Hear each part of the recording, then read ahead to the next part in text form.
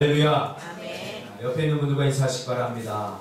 사랑합니다. 사랑합니다. 축복합니다. 축복합니다. 봄이 오고 있습니다. 봄이 오고 있습니다. 오늘 이 말씀 중심에서 믿음이 죽었다. 믿음이 죽었다라는 제목으로 하나님 말씀 증거하겠습니다. 우리가 잘 아는 실존주의 철학자인 니체가 신은 죽었다 이렇게 말했습니다. 니체 아버지는 목사님이었거든요.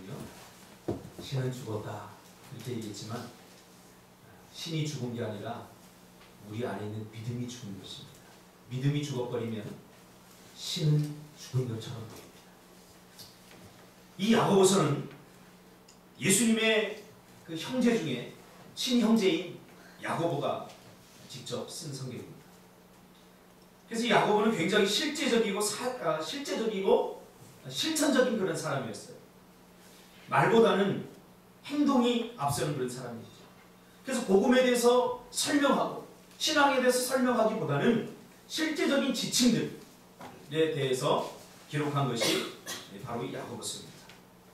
그래서 야고보서는 설명보다는 이렇게 하면 된다. 실제적인 지침들이 많이 나와 있습니다. 저는 목회를 5년 동안 하고 나서 깨달은 것이 있는데 그게 뭐냐면 사람들의 말보다 행동을 더 신뢰해야 되겠다. 그래서 깨달았어요. 말은 누구나 잘할 수 있습니다. 그러나 더 중요한 것은 행동입니다. 100만 마디 말보다 중요한 것은 한 번의 실천입니다. 말이 세상을 바꾸는 게 아닙니다. 그래서 하나님의 나라는 말에 있지 않고 능력에 있다. 그 능력은 뭡니까? 바로 행동이 있어요. 밤새도록 나는 이렇게 살아야지, 이렇게 해야지, 저렇게 해야지 아무리 생각하고 아무리 상상해도 그것이 우리를 변화시키지 못합니다.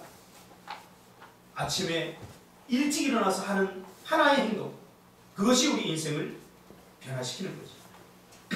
행동하는 사람이 세상을 바꾼다라는 책이 있어요. 제가 그 책을 읽으면서 그 책에서 그런 내용들을 기록하고 있어요. 세상을 바꾼 사람들에 대해서 이렇게 기록해 놨는데 누가 세상을 바꿨느냐?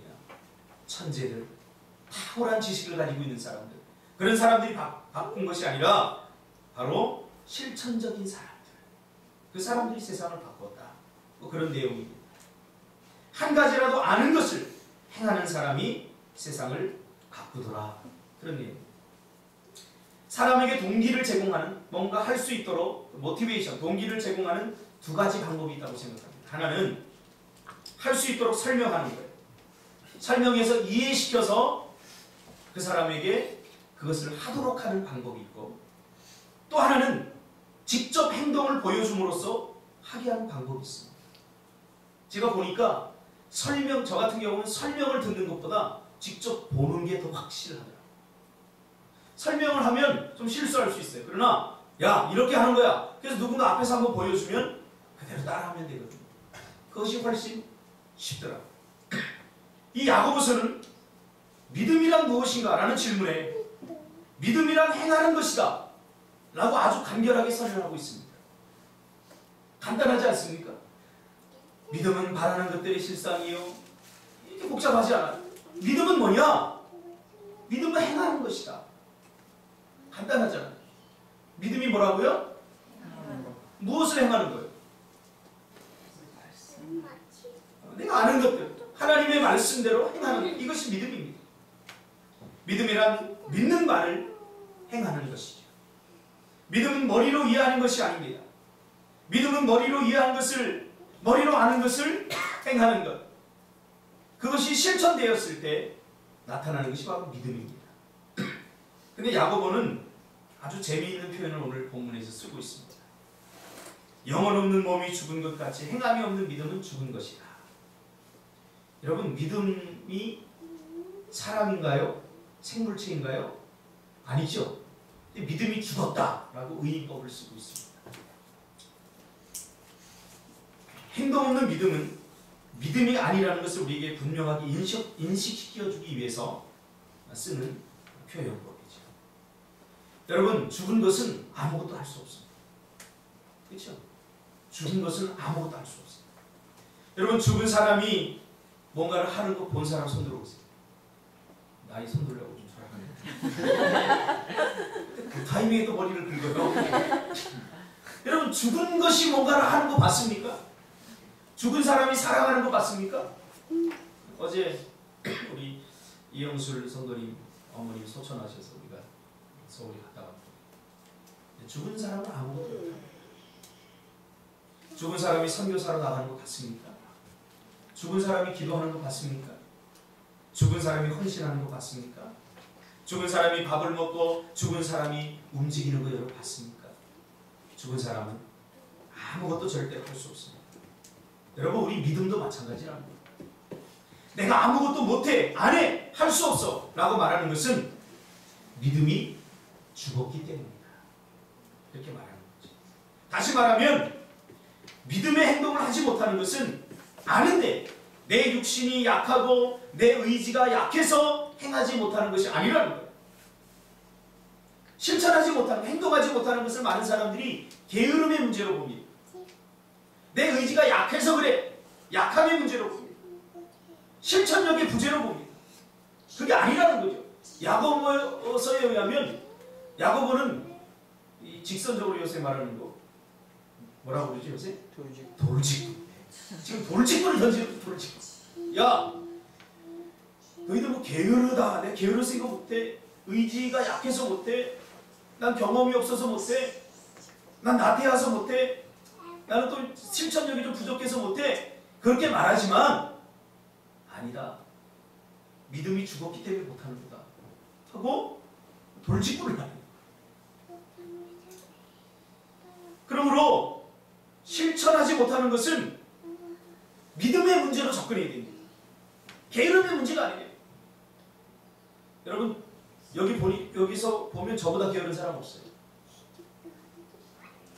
제 안에는 게으름의 DNA가 매일매일 흘러넘치고 내가 나보다 게으른 사람 없는 것 같아요. 그러나 예수 믿고 나서 내가 부지런해졌어요. 이게 게으름의 문제가 아니에요. 육신이 약하다고요? 저보다 약한 사람이 있습니다. 오죽하면 저희 집사람이 저보고 저희 어머니 살아계실 때 뭐라고 그러면 가가지고 어머니 왜 불량품을 낳아서 저를 줬어요? 그래요. 육신은 안 아픈 데가 없어요. 약해요. 저희 어머니가 거의 죽을 병에 걸려서 저를 임신해가지고 제가 태어났는데 제가 건강하게 태어나지 못했어요. 참 약합니다. 제 외모를 보고 사람들이 안 믿어요. 근데 제 친구들은 알아요. 매일 골골 또 골골대냐. 약함의 문제가 아니에요. 제가 새벽 3시에 일어나지 않습니다. 약함의 문제가 아니에요. 믿음이 죽었기 때문에 행동하지 못하는 거다라고 사도 바울은 야고보는 말하고 있는 거죠. 죽은 사람이 움직일 수 없듯이 믿음이 죽었기 때문에 믿음의 행동을 할 수 없는 것이다. 또는 하나님이 하시는 일들에 대해서 끊임없이 의심하고 어떤 것은 믿어지고 어떤 것은 믿어지지 않고 왜 그래요? 믿음이 죽었기 때문입니다. 그건 믿음이 아닌 거죠. 그래서 안 하는 것이 아니라 못하는 것이 아니라 죽었기 때문에 못하는 거죠. 믿음이 없으면 믿음이 죽으면 믿음의 말, 믿음 있는 행동을 못하는 것입니다. 그러므로 믿음의 행동을 못하는 것을 게으름이나 내 육신의 약함의 문제로 오해하면 안 됩니다. 물론 그럴 수 있어요. 육신의 약함의 문제, 게으름의 문제 있을 수 있어요. 그러나 오늘은 한번 짚어보자는 거예요. 정말 우리가 게을러서 못하는지, 정말 우리가 약해서 못하는 건지, 한번 이 야고보가 우리에게 던져주는 이 영혼 없는 몸이 죽은 것 같이 행함이 없는 믿음은 죽은 것이라고 하는 이 말씀을 우리가 다시 한번 되짚어보자는 거죠. 정말 그럴까? 인도 가니까 가서 보니까 게으르지 않다고. 새벽에 일찍 일어났어. 세수하고 그리고 밤 늦게까지 막 어떤 때는 막 11시, 12시까지 나눔을 갖고 했는데 막 졸면서도 다 참가하더라고. 그걸 보고 제가 확실히 깨달았어요. 우리 중에는 게으른 사람이 한 사람도 없다. 게으른 사람이 한 사람. 하나님의 주신 것을 감당하지 못할 만큼 병약한 사람도 없다. 하나님이 주신 일들에 대해서 하지 못할 만큼 나약한 사람도 없다. 제가 분명히 깨달았습니다. 그럼 도대체 무슨 문제냐 이 말이죠. 오늘 야고보에 의하면 내 믿음이 사망했다. 죽었다. 에스겔서 37장에 보면 에스겔 골짜기 마른 뼈들이 나오지 않습니까? 근데 그 마른 뼈들이 누구냐면 이스라엘 백성들입니다. 여러분 충격적이지 않습니까? 에스겔 골짜기에 수많은 마른 뼈들이 예수 믿지 않는 사람들이 아니라 하나님은 성령을 통하여 에스겔에게 말씀하십니다. 저들의 실체는 바로 이스라엘 백성입니다. 오늘날로 말하면 지금 우리가 여러분들이 마른 뼈라는 사실. 오늘날 교회 안에 마른 뼈들로 가득 차 있는 교회들이 얼마나 많습니까? 살았다 하는 이름은 가졌으나 실상은 죽은 사람들이 얼마나 많습니까? 성도가 생명력을 잃어버리면 교회는 거대한 무덤이 되는 것입니다.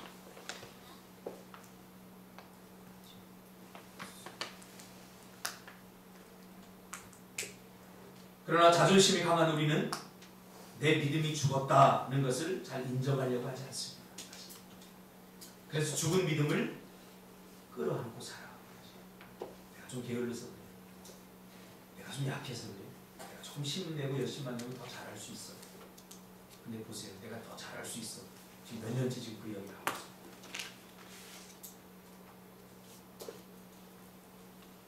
어제 뉴스를 보니까 남편을 죽이고는 다락방에 4년 동안 방치하고 산 어느 불행한 여인 이야기를 하더라.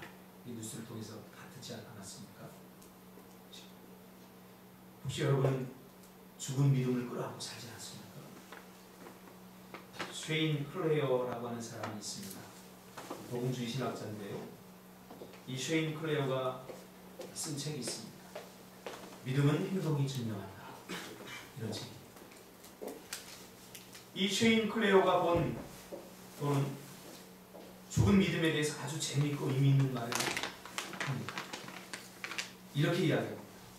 성경은 이해하기 쉽다.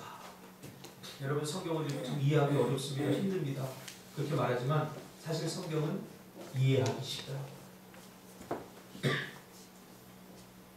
실천하지 못할 만큼 그렇게 복잡하지 않다는 거예요. 성경. 그러나 우리 크리스찬들은 교활한 협작품 패거리다.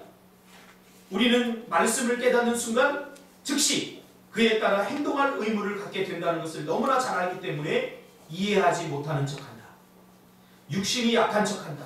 게으른 척한다. 알지만 안 하는 척한다. 그러면서 성경에서 아무 말씀이나 꺼내라. 그리고 그 말씀에 따라 행동하라. 그것이 살아있는 믿음이다. 라고 말합니다. 말씀대로 실천하고 행동하는 것이 주는 부담과 손해, 번거로움 혹은 까다로움 때문에 우리가 핑계대고 변명한다는 거죠. 행동하지 않기 위해서 이해하지 못한 척 하는 것은 죽은 믿음이다. 쉐인 클레어가 그렇게 정의하고 있습니다.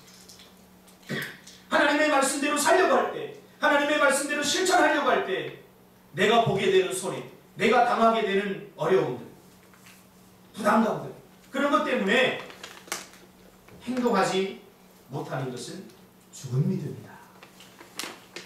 믿음이 죽었다. 죽은 것은 아무것도 할 수 없다. 그렇게 정의하고 있습니다. 그래서 살아있는 믿음을 가지고 있는 사람은 믿음대로 살지 못하는 것에 대한 안타까움과 거룩한 불만이 있습니다.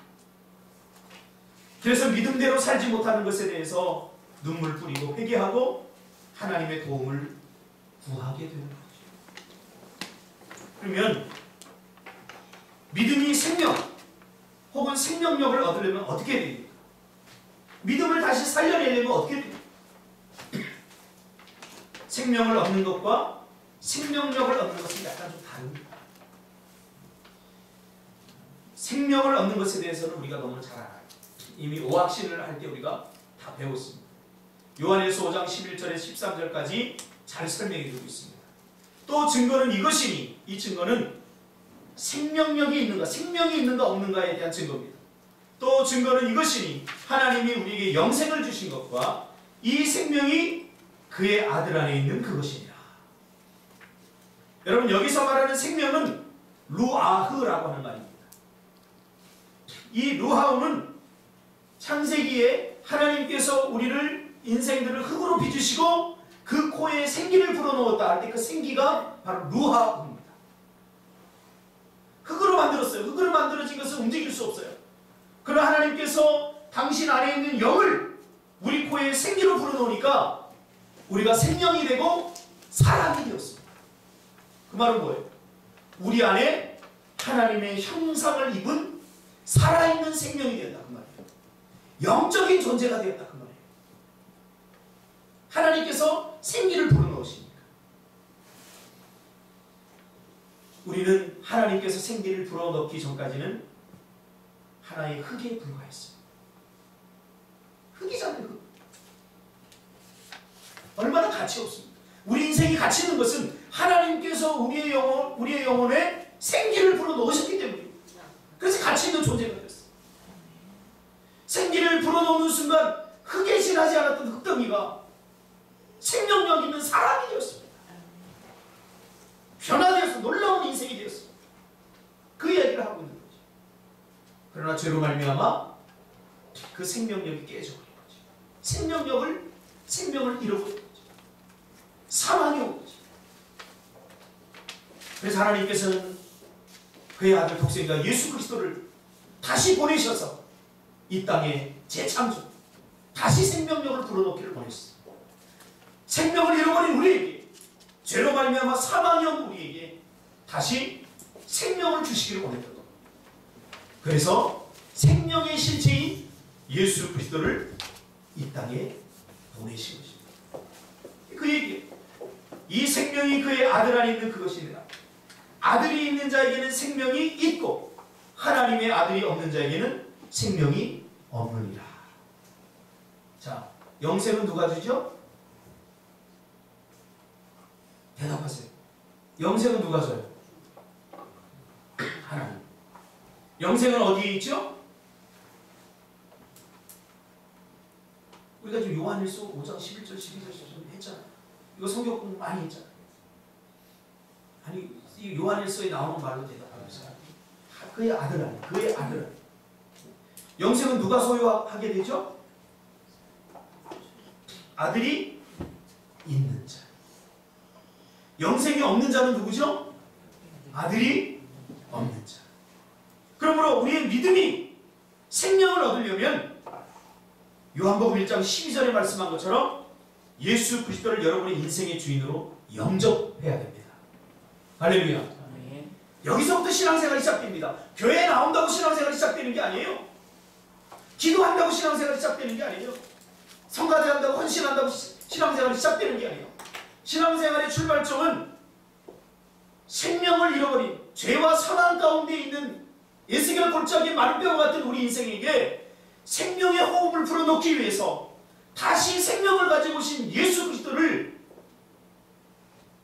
내가 영접할 때 그때부터 신앙생활이 시작돼요. 내가 사는 것은 내가 생명이 있기 때문입니다. 부모님 우리에게 생명을 주셨기 때문입니다. 그때부터 인생이 시작되는 것처럼 하나님께서 우리에게 생명을 불어넣기 전까지 우리는 다만 흙에 불과합니다. 그래서 요한복음 1장 12절에 예수 그리스도를 여러분의 인생의 주인으로 영접하게 될 때 하나님의 자녀가 되는 권세를 주셨다라고 말하고 있습니다. 그럼 영접한다는 말은 무엇입니까? 로마서 10장 9절에서 10절까지 보면 내가 만일 내 입으로 예수를 주로 시인하며 예수님이 내 인생의 주인이라고 시인하며 또 하나님께서 그를 죽은 자 가운데서 살리신 것을 내 마음에 믿으면 구원을 받으리라. 저는 인도 갔다 와서 좀 충격을 받았어요. 왜? 그 인도에 있는 성도들을 보니까 제 눈에 비친 그들은 진짜 그리스도인이었어요. 생각해보세요.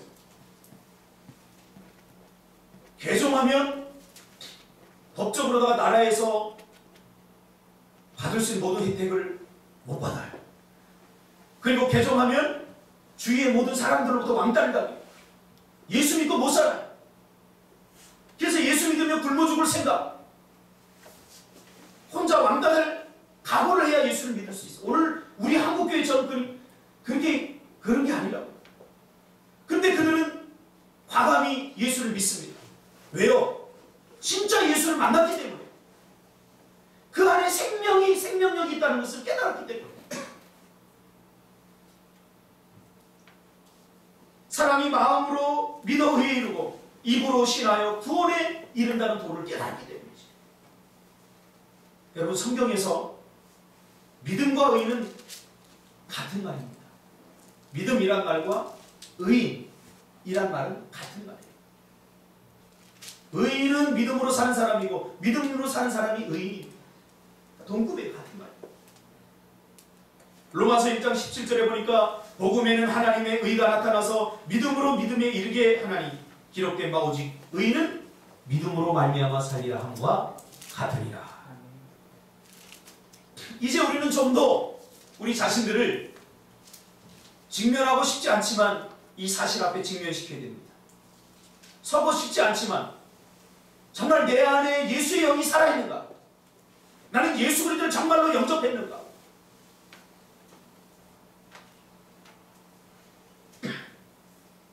그러므로 믿음의 행동을 하지 못하는 것은 알면서 안 하는 게 아니에요.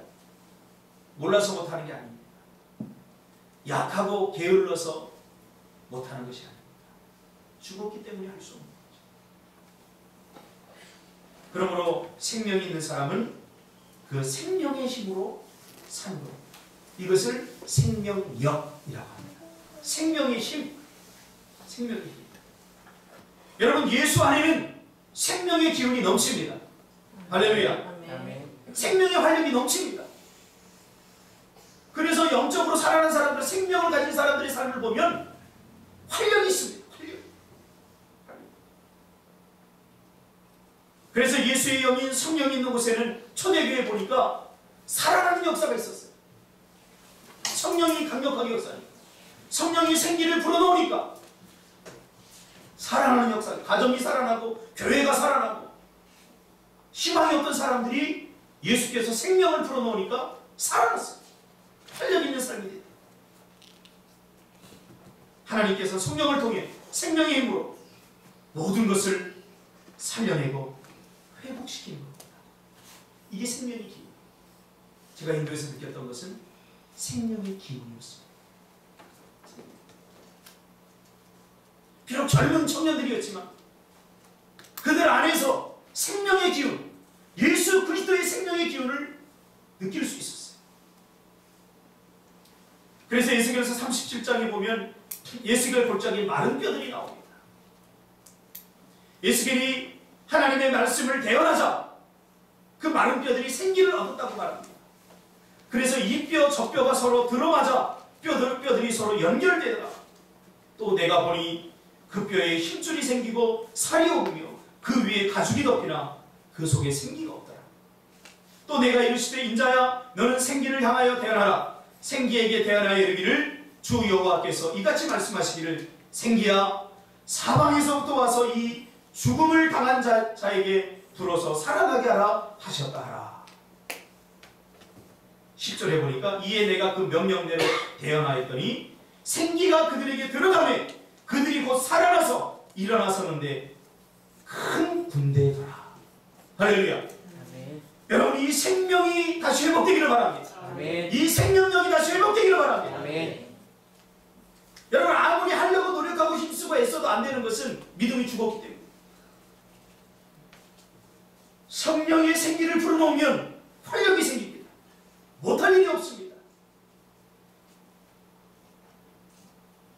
우리는 무덤이 되어서는 안 되고 거룩한 군대가 되어야 돼요. 오늘날 무덤 같은 가정이 얼마나 많습니까? 무덤 같은 공동체, 무덤 같은 교회가 얼마나 많습니까? 활력을 잃어버리고 어쩔 수 없이 예수 믿고 겨우겨우 예수 믿는 공동체가, 교회들이 얼마나 많습니까? 우리 교회는 활력 있는 교회, 예수의 영이 역사하는 교회, 예수의 영이 각 심령을 살리고 회복시키는 교회가 될 줄 믿습니다. 영이 죽은 사람들의 특징이 있습니다. 믿음이 죽은 사람들의 특징을 에스겔서 36장 26절에 한 단어로 표현하고 있습니다. 굳은 마음이라고 표현하고 있습니다. 또 새 영을 너희 속에 두고 새 마음을 너희에게 주되 너희 육신에서 굳은 마음을 제거하고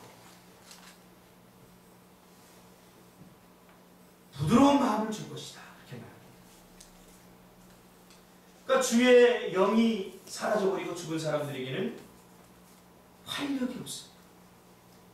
마음도, 표정도, 생각, 삶이 힘들기 때문에, 인생이 어렵기 때문에 그런 게 절대 아닙니다. 사도 바울은 예수 그리스도를 영접하고 나서 그 삶이 얼마나 다이나믹하게 변했습니까? 얼마나 활력 있게 변했습니까? 그는 예수 믿은 이후에 그 인생은 더 힘들었어요, 사실. 복음을 전하며 막 쫓겨다니고 매를 맞고. 그러나 예수 믿은 이후에 그의 삶은 굉장히 활력적이었어요. 왜 그래요? 그 속에 주의 영이 생명으로 살아 역사하기 때문에. 27절에 내 영을 너희 속에 두어 너희로 내 율례를 행하게 한다. 이렇게 말합니다. 그러니까 우리 그러죠? 나는 이 성경 말씀대로 살아야 되는 거 아는데 잘 살지 못해. 이렇게 해야 되는 거 저렇게 해야 되는 거 알아. 하나님의 말씀대로 약속을 이렇게 지켜야 되는 거 알아. 근데 나 못해. 여기 지금 나오잖아. 왜 못하는지. 27절 예수께서 36장 27절에 내 영을 너희 속에 두어 너희로 율례를 행하게 한다. 무슨 말입니까? 우리가 하나님의 말씀대로 살고 율례를 지킬 수 있는 것도 내 영을 너희 속에 둘 때 가능하다는 말이에요. 그러니까 생명이 있을 때 이것이 가능하다는 거예요. 살아있는 것은 사는 것이 조금도 힘들지 않습니다. 살아있는 것은 움직이는 것이 조금도 힘들지 않습니다. 그렇죠? 살아있는 것은 움직이는 게 조금도 힘들지 않아요. 움직이는 거. 그러나 죽으면요 움직이는 게 불가능해지죠. 그 말을 하고 있는 거죠. 이것을 요한복음 20장 31절에서는 신약적인 표현으로 그 이름을 힘입다 라는 표현을 씁니다. 이것이 생명력이죠. 우리는 우리의 힘으로 사는 것이 아니라 그 이름을 힘입어서 사는 사람들입니다. 예수의 영을 힘입어서 사는 사람들입니다. 그러므로 생명이 있다고 하면서 예수의 이름을 힘입어 그 말씀에 순종하고 살지 않으면 생명력 있는 삶을 살 수 없는 것이죠. 생명력의 원천이 뭡니까? 성경 그것이 하나님의 말씀이다 라고 말합니다. 그러므로 생명이 있는 사람을 말씀대로 살고 믿음대로 살고 믿음대로 살 때 우리 안에 있는 생명력, 생명의 힘들이 더 확대되는 것입니다. 그 생명력이 있는 사람이 부르는 찬송에 능력이 있고 악한 권세가 물러갈 줄 믿습니다. 생명이 없는 사람의 찬양은 생명을 회복시킬 수 없어요. 그러나 생명이 있는 사람의 찬양은 능력이 있습니다. 사단의 권세, 어둠의 권세가 물러갑니다. 우리가 느낄 수 있어요. 경험할 수 있어요. 생명력 있는 사람이 기도할 때 사단의 권세가 결박되는 것입니다. 생명력 있는 사람이 전도할 때 또 다른 생명을 낳게 되는 것입니다. 생명력 없는 사람도 어쩔 수 없이 전도할 수 있어요. 빼빼로 나눠줄 수 있어요. 그러나 생명이 있는 사람이 또 다른 생명을 낳을 수 있습니다. 죽은 사람 아이를 낳을 수 있어요? 못 낳아요. 그러나 생명이 있으면 아이를 낳을 수 있어요. 생명이 있는 사람이 예배할 때 하늘의 영광이 임하게 되는 것입니다.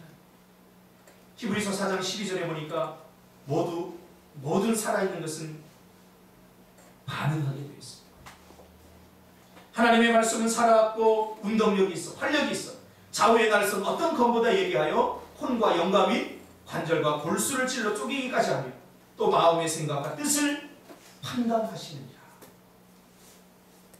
그러므로 내 믿음이 죽은 믿음인가 살아있는 믿음인가 보려면 나에게 생명력이 있는가? 내가 정말로 예수 그리스도를 영접했는가? 나는 그분을 힘입어서 살아가고 있는가? 그것을 보면 됩니다. 그러니까 믿음은 말이 아니라 행동으로 증명돼요. 내가 하나님의 말씀대로 살려는 거룩한 의지가 있는가? 그걸 보면 압니다. 잘 살고 못 살고 말씀을 다 지키면서 살고 못 지키면서 살고 그게 중요한 게 아니에요. 내가 정말 하나님의 말씀대로 살려가는 거룩한 욕망과 거룩한 의지가 나에게 있는가? 그것을 보면 알 수 있어요. 믿음은 들음에서 납니다. 자꾸 들어요. 저는 에스겔서 37장을 보면서 왜 이스라엘 백성들이 그렇게 마른 뼈가 됐을까? 한번 묵상한 적이 있어요. 하나님이 저에게 가르쳐준 게 있어요. 이건 뭐 신학적이진 않습니다. 믿든 말든 여러분들이 한번 상상하면 됩니다. 하나님 문득 그런 마음이죠. 야, 이스라엘 백성들이 왜 저렇게 죽어서 마른 뼈가 되지 않느냐? 그런 궁금증을 갖게 하셔요. 그래서 나는 또 궁금하면 못 참는 자체가 하나님 왜 그랬죠? 왜 이스라엘 백성들이 저렇게 죽어서 마른 뼈가 됐죠? 그런데 하나님이 이렇게 웃으시면 너털으로 웃으시면서 걔네들 굶어 죽은 거야. 굶어 죽다니 하나님. 근데 그 말씀을 갖고 묵상하면서 그럴 수도 있겠다. 하나님의 말씀인 영의 생명이 하나님의 말씀을 이스라엘 백성들이 듣지 않지 않습니까? 듣지 않는다는 것은 영의 양식을 내가 먹지 않았다는 거예요. 하나님의 말씀이 계속 선지자를 통해서 공급이 되는데 이스라엘 백성들은 그 공급되는 말씀을 받지 않았어요. 여러분 밥을 먹지 않으면 어떻게 되죠? 처음에는 생명력을 잃어버려요. 말도 없어져요. 어제 우리 상가집에 가는데 하루 종일 여기서 봉사하고 아침도 먹고 점심도 먹고 봉사하고 전도하고 도배하고 그리고서 이제 야 우리 가서 상가집 가서 실컷 먹자. 그리고 차를 탔는데 웬걸 서부 간선도로가 꽉 막혔어요. 막혀가지고 처음에는 막 활력 있게 이야기 조잘조잘하더니 막혀버리니까 난 막혀서 다 자는 줄 알았는데 조금 있다 한숨을 깨더니 목사님 배고파요. 꼬라락 목소리가 그러니까 배고프니까 활력을 잃어버린다고. 배고프니까 그냥 가만히 죽은 놈들처럼 돈만 벌고 목사님 언제 가요? 도착했어요. 도착해서 기도하고 그럴 때까지는 활력이 없었어요. 그런데 상으로 가서 육개장을 잡수시고 더 주세요! 떡을 두세 번 먹고 땅콩을 먹고 오징어 지포를 먹고 그리고 차를 탔는데 그 다음부터 막 뭐가 나왔죠? 여자들은 교가가 나고 교가 막 노래를 부르고 남자들도 막 조절하고 그때까지 못 먹었으면 화를 내면서 기진맥진했을 거예요. 먹으니까 힘이 셉니다. 여러분 이게 영적인 세계에서도 마찬가지입니다. 우리가 괜히 우울하고 짜증나고 삶의 의미가 없고 허전하고 허무한 것은 우리 영적인 존재를 분명히 깨달아야 돼요. 삶의 활력을 잃어버렸기 때문이에요. 하나님의 말씀을 먹지 못하면 그런 현상이 일어나는 거예요. 그래서 우리 상진이가 어제 아주 중요한 인사이트를 우리에게 던졌어요. 그래서 갔다 오다가 우리가 또 그냥 집에 오기가 또 좀 뭐해서 우리가 커피를 마시러 가지 않았습니까? 커피를 마시러 가서 그런 이야기를 하면서 상진 가서 그런 얘기를 목사님 내가 요새 수요 예배도 나오고 금요 차례도 나오고 또 하나님의 말씀을 이렇게 자꾸 들으니까요. 내가 신앙생활을 잘못했구나. 신앙생활 제대로 해야 되겠구나. 그런 신앙생활 제대로 하고 싶은 욕구가 생긴다. 병들었던 영, 하나님의 말씀이 들어오면 치유가 됩니다. 죽었던 영은 하나님께서 성령의 생기를 불어넣으면 살아날 줄 믿습니다. 아멘. 이게 중요한 거예요. 그러니까 내 일이 힘들고 또 취업이 잘 안 돼. 그래서 막막하게 아니라는 거예요. 대학 떨어져서 내가 취업을 한 게 아니에요. 우리 안에 하나님이 주신 생명력이 있으면 감옥에서도 찬양 부를 수 있어요. 힘들고 어려워도 활력을 가지고 살 수 있다. 여러분 밥 안 먹고 버티는 사람 있습니까? 우리 인생이 언제부터 힘들어지냐 신앙생활이 이 설교 말씀이 잘 들리지 않을 때 그때부터 내가 굶는다 영적으로 그렇게 생각합니다.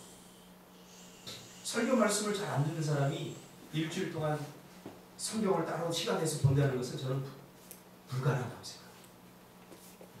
성경을 읽고 싶은 욕구가 언제 생기는지 아십니까? 성경 말씀을 설교를 통해서 들을 때 성경을 읽어야 되겠구나.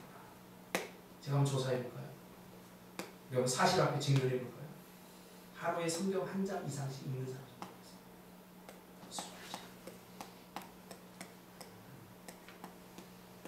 이게 우리 현실.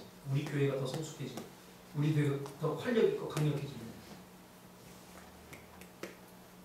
성경을 하루에 한 장 이상 말씀대로 살려고 하는 거룩한 욕망이 있습니다. 우리 자세를 바꿔. 자꾸 다른 곳에서 찾지 마세요. 다른 곳에서. 그래서 우리 교회가 성령이 주시는 생명력으로 가득가득 차 넘쳐서 지금 자리를 이렇게 둘러보세요. 유독 오늘 못 오겠다는 사람들이 많이 있더라고요. 무슨 일도 못 온다고. 상관하서 아버지 왜 못 오셨지? 몰라요. 아들도 몰랐는데 뭐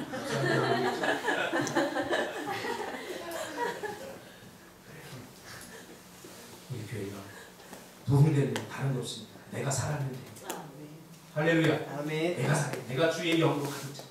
생명력이 가득하면 활력 있는 교회 될 줄 믿습니다. 아멘. 그래서 요즘 저는 좀 기대가. 우리 주일학교도 활력이 있어요. 사람은 똑같아요. 1년 전이나 지금이나 사람은 똑같은데 이 주일학교를 보면서 야 이제 뭐 좀 생명력이 느껴지는 거야. 찬양소를 느끼면서.